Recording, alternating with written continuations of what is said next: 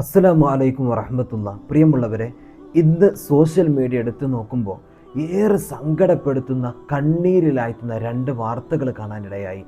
ഒന്നാമത്തത് മാസിം മുഹമ്മദ് എന്ന് പറയുന്ന പാലക്കാട് ഭാഗത്തുള്ള ഒരു കുട്ടിയുടെ സ്കൂളിൽ നിന്നിട്ട് കോണിയിൽ നിന്നൊക്കെ വീണിട്ടുള്ള അപകടം പറ്റി ആ പൊന്നുമോൻ ചികിത്സയിലായി പിന്നീട് ഇന്ന് മരണപ്പെട്ട വാർത്തയാണ് കാണാനിടയായത്.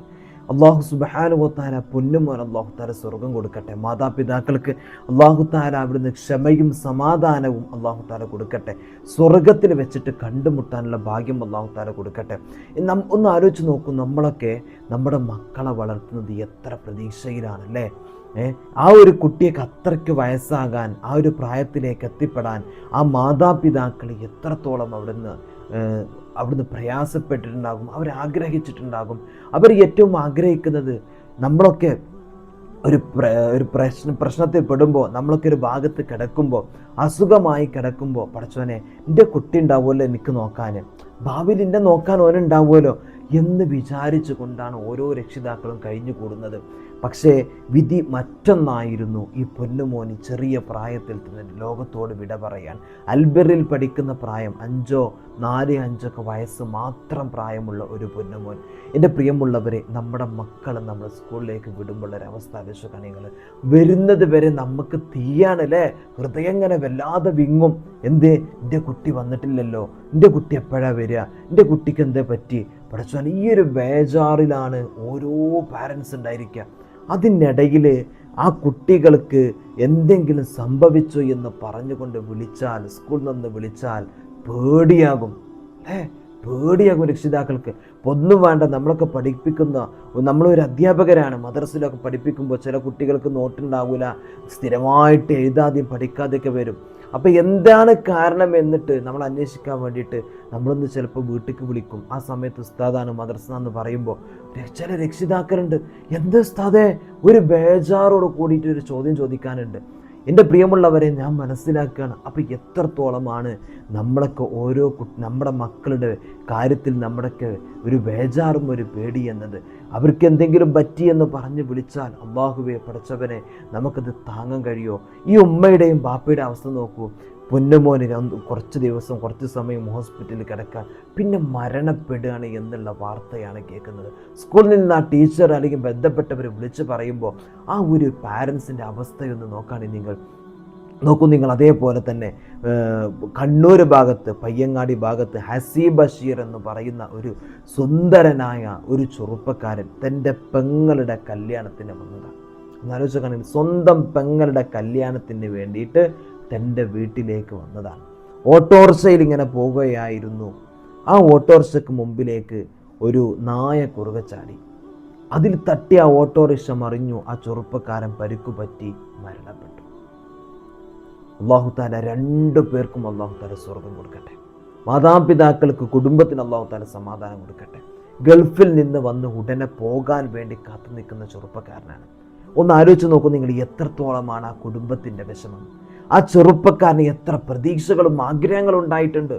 എല്ലാം ഇതോടുകൂടെ സമൂഹത്തിൻ്റെ മുമ്പിൽ, നാട്ടിൽ എല്ലാം അവിടുന്ന് ജീവിതത്തിൽ നിന്ന് എല്ലാം ത്യജിച്ചുകൊണ്ട് റബ്ബിൻ്റെ അലംഘനീയമായ വിധിക്ക് ഉത്തരം നൽകി ആ ചെറുപ്പക്കാരൻ പോകാൻ. വാപ്പയ്ക്ക് പ്രതീക്ഷയാണ് എൻ്റെ മകനെ, ഉമ്മയ്ക്ക് പ്രതീക്ഷയാണ് എൻ്റെ പൊന്നുമോനെ, അല്ലേ? സഹോദരിമാർക്ക് എൻ്റെ ഇക്കാക്ക പ്രതീക്ഷയാണ്. അല്ലാഹുവേ, പക്ഷേ വിധി മറ്റൊന്നാണ്. മരണം ആ ചെറുപ്പക്കാരനെ തേടിയെത്തി. ഇപ്പം സത്യം പറഞ്ഞാൽ നമുക്കൊക്കെ അറിയാം, നമ്മുടെയൊക്കെ നാടുകളിൽ തെരുവ് നായയുടെ ശല്യം വല്ലാതെ അധികരിച്ചിരിക്കുകയാണ്, അല്ലേ? റോട്ടിക്കൊന്ന് ഇറങ്ങാൻ പോലുള്ള മനുഷ്യന്മാർ നടക്കണക്കായി തെരുവ് നായ്ക്കളാണ്. അത് മുന്നിൽ ചാടിയിട്ടും മദ്രസയിലൊക്കെ പോകുന്ന കുട്ടികളെ ആട്ടിയിട്ട് ആ കുട്ടികളൊക്കെ ഓടുന്ന, കരച്ചിൽ പൊട്ടിക്കരഞ്ഞിട്ട് ഓടുന്നത് നമ്മൾ കാണലുണ്ട്. നായ്ക്കളുടെ വല്ലാത്ത ശല്യം, നായകളുടെ വല്ലാത്ത ശല്യം, അല്ലേ? എന്നാൽ ഇതിന് നമ്മുടെ ഗവൺമെൻറ്, നമ്മുടെ ബന്ധപ്പെട്ടവർ തീരുമാനം എടുക്കണ്ടോ? ചില ആൾക്കാരൊക്കെ നായ സ്നേഹികളാണ്. ഓലൊക്കെ AC കാറിൽ വലിയ സംഭവങ്ങളായിട്ട് സെക്യൂരിറ്റികളായിട്ടൊക്കെ നടക്കുകയാണ്. പക്ഷെ പാപങ്ങളായ ജനങ്ങൾ റോട്ടിൽ കൂടി ഇറങ്ങി നടക്കുന്നുണ്ട്. അവരൊക്കെ വിജയിപ്പിച്ചും അവരൊക്കെ സ്ഥാനമാനങ്ങളിലേക്ക് എത്തിക്കപ്പെട്ട ആളുകൾ റോട്ടിൽ കൂടി നടക്കുന്നുണ്ട് എന്നുള്ള ആരും ആലോചിക്കണില്ല. ഇതിനൊക്കെ വേണ്ട തീരുമാനങ്ങൾ ബന്ധപ്പെട്ടവരെടുത്തിട്ടില്ലെങ്കിലാണ് പല സ്ഥലങ്ങളിലൊക്കെ ചില ആളുകൾ വിഷം കൊടുത്തിട്ടും പല രൂപത്തിലും അക്രമം സഹിക്കാതെയാകുമ്പോൾ കൊന്നിട്ടിടുന്നത്.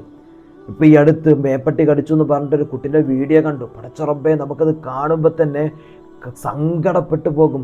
ആ കുട്ടി ഒരു നായ എങ്ങനെയാണോ നാവ് തൂക്കിയിട്ടിട്ട് കാട്ടിക്കൂട്ടുന്ന ഒരു ശബ്ദം ഉണ്ടാക്കിയിട്ട് വല്ലാത്തൊരു അട്ടഹാസം പോലെ ഉണ്ടാക്കിയിട്ട് കടന്ന് പെടയുന്ന രംഗം.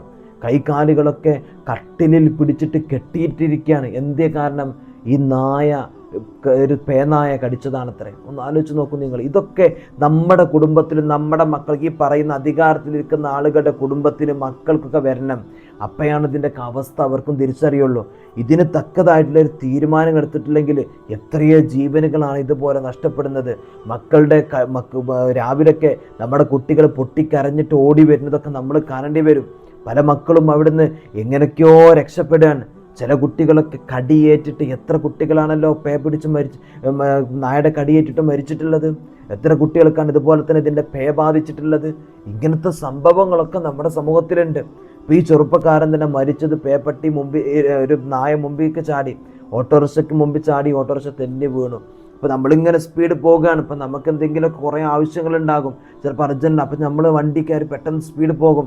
ഈ നായ മുമ്പിൽ ചാടും. രണ്ടും കൂടെ ഒരു വെട്ടിയിട്ട് നമ്മൾ ബ്രേക്ക് പിടിക്കും. സ്പീഡ് വരുമ്പോൾ ബ്രേക്ക് പിടിക്കുമ്പോൾ നമ്മൾ വെട്ടി താഴെ വീഴും. അതുപോലെ തന്നെ നായക്ക് എന്തെങ്കിലും നായും ചിലപ്പോൾ ആ സമയത്ത് ഒരു പേടിയാണ്, നായ അങ്ങോട്ടും ഇങ്ങോട്ടും പായും അല്ലേ. ഇതൊക്കെ ഉണ്ട്. ചില നായ്ക്കളുണ്ട് ഇങ്ങനെ കടിക്കണ നായകൾ. ഇപ്പോൾ എൻ്റെ ഒരു കൂടെ വർക്ക് ചെയ്തിരുന്ന ഒരു ഉസ്താദ്, അദ്ദേഹം രാവിലെ മദ്രസയിലേക്ക് വരികയാണ്.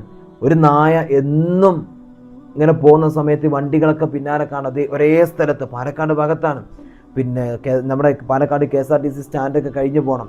അവിടെ ഞാൻ ജോലി ചെയ്യുന്ന സമയത്താണ്. ഉസ്താദ് ഒരു ദിവസം രാവിലെ വിളിച്ച് പറഞ്ഞു, ഞാൻ ആക്സിഡൻ്റ് ആയിക്കണ്, ഞാൻ മർസക്ക് വരുന്നില്ല. അപ്പോൾ സംഭവം എന്താ? ഈ നായ ഉസ്താദിൻ്റെ പിന്നാലെ ഓടി കടിക്കാൻ വേണ്ടി ചാടി. ഉസ്താദ് പിറകോട്ട് തിരിഞ്ഞു, നേരെ കൊണ്ടുപോയിട്ട് സ്പീഡ് പോയിട്ട് ബസ്സിനാണ് ഇടിച്ചത്. നായക്ക് പിറകെ ചാടുമ്പോൾ നമ്മൾ അറിയാതെ സ്പീഡ് കൂടിപ്പോകും.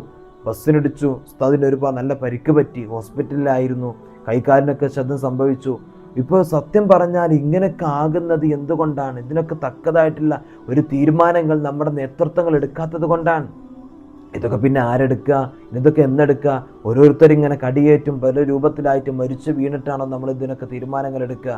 എൻ്റെ പ്രിയമുള്ളവരെ, സത്യം പറഞ്ഞാൽ ഈ 2 മക്കളുടെ മരണത്തെക്കുറിച്ചാണ് നമ്മൾ പറഞ്ഞത്. ചില തീരുമാനങ്ങൾ നമ്മൾ എടുക്കാത്തത് കൊണ്ടുമാണ് ഇങ്ങനത്തെ അവസ്ഥകളൊക്കെ വരുന്നത് അല്ലേ. പിന്നൊക്കെ റബ്ബിൻ്റെ ഖദാ ആണ്, ഇങ്ങനെയാണ് മരിക്കാൻ വിധി, ഇങ്ങനെയൊക്കെ തന്നെയാണ് ഇന്ന് റബ്ബിൻ്റെ ഒരു ഖദാ ഉണ്ട്. നമ്മൾ ഖദറിലും ഖദായിലും ഒക്കെ വിശ്വസിക്കുന്ന ആളുകളാണ് ഒരു മുസ്ലിം, ഒരു ഈമാനുള്ള മനുഷ്യൻ എന്ന് പറയുന്നത് അല്ലേ. അപ്പോൾ അല്ലാഹു തആല ഈ 2 പേർക്കും അല്ലാഹു തആല സ്വർഗം കൊടുക്കട്ടെ. അല്ലാഹു തആല ഇവിടെ ഖബർ അല്ലാഹു തആല വിശാലമാക്കി കൊടുക്കട്ടെ. ഇത് പറയുമ്പോൾ നമുക്കറിയാം മരണം ഏത് രൂപത്തിലാണെന്ന് വരിക നമുക്ക് പറയാൻ കഴിയില്ല. ഇപ്പം ചെറിയൊരു കുട്ടി മരിച്ചു, 4-5 വയസ്സ് മാത്രം പ്രായമുള്ളൊരു പൊന്നുമോൻ. ഇതാ ഈ ചെറുപ്പക്കാരൻ്റെ മരണം. ഇതൊക്കെ എന്താ പറയുക, നമുക്കൊരു പാടാണ്. ഏത് സമയത്തും എങ്ങനെ വേണമെങ്കിലും ഏത് രൂപത്തിലും മരണം എന്ന് പറയുന്ന സത്യം നമ്മുടെ മുമ്പിലേക്ക് വരും. ഇപ്പോൾ പടച്ചോൻ്റെ ചില ആൾക്കാരില്ല എന്ന് പറയും. അതേപോലെ തന്നെ സ്വർഗമില്ല, നരകമില്ല, ഹിസാബില്ല, ഖബറിൽ വേറൊന്നുമില്ല, മണ്ണിക്കൊണ്ടുപോയിടലുള്ളൂ, അങ്ങനെയൊക്കെ കുറേ ആൾക്കാർ പറയും. പക്ഷെ അങ്ങനെ പറഞ്ഞാലും മരണമില്ല എന്ന് ആരും നിഷേധിക്കണില്ലല്ലോ. മരണമില്ല എന്ന് ആരും നിഷേധിക്കുന്നില്ല. ഈ ഖബർ സിറന്നില്ലെങ്കിൽ മരണത്തിൻ്റെ ആവശ്യമില്ലല്ലോ. മനുഷ്യനങ്ങനെ ജീവിച്ചു പോയാൽ പോരെ, എന്തിനാ മരണം? അതൊന്നും അവർ പറയില്ല. അവർക്ക് ആകെ അറിയാം ഇതൊന്നും ഇല്ല എന്ന് പറയാനുള്ളൂ. അപ്പോൾ മരണം എന്ന് പറയുന്ന സത്യം നമുക്ക് മുമ്പിലുണ്ട്. അത് ഏതൊരാളും നിഷേധിക്കാത്തൊരു കാര്യമാണ്. ഒരു ബോധം നമുക്ക് ഉണ്ടാകണം. ഇവിടെ നിന്ന് ജീവിച്ചതിൻ്റെ റിസൾട്ട് നമുക്ക് കിട്ടുന്നത്, ഇതൊരു പരീക്ഷാ സെൻ്ററാണ്. ഇവിടെ പരീക്ഷ എഴുതി ഇതിൻ്റെ റിസൾട്ട് കിട്ടുന്ന റബ്ബിൻ്റെ അടുത്തേക്ക് ചെല്ലുമ്പോഴാണ്. അല്ലാഹു തആല നമുക്ക് നല്ല റിസൾട്ട് നൽകട്ടെ, സ്വർഗം നൽകട്ടെ. അല്ലാഹു തആല മരണപ്പെട്ട 2 മക്കൾക്കും അല്ലാഹു സ്വർഗം നൽകട്ടെ, ഖബർ വിശാലമാക്കി കൊടുക്കട്ടെ. അല്ലാഹു സന്തോഷപൂരിതമായ ജീവിതം അല്ലാഹു തആല പരലോകത്ത് അല്ലാഹു തആല അവർക്ക് കൊടുക്കട്ടെ. മാതാപിതാക്കൾക്ക്, കുടുംബത്തിന് അല്ലാഹു തആല സമാധാനം കൊടുക്കട്ടെ. സ്വർഗത്തിൽ ഈ മക്കളെ കണ്ട് സന്തോഷത്തോടെ സ്വർഗത്തിലേക്ക് പോകുന്ന മാതാപിതാക്കൾ അല്ലാഹു തആല അവരെ ഉൾപ്പെടുത്തട്ടെ. ആമീൻ. അസ്സലാമു അലൈക്കും വറഹ്മത്തുള്ളാഹി.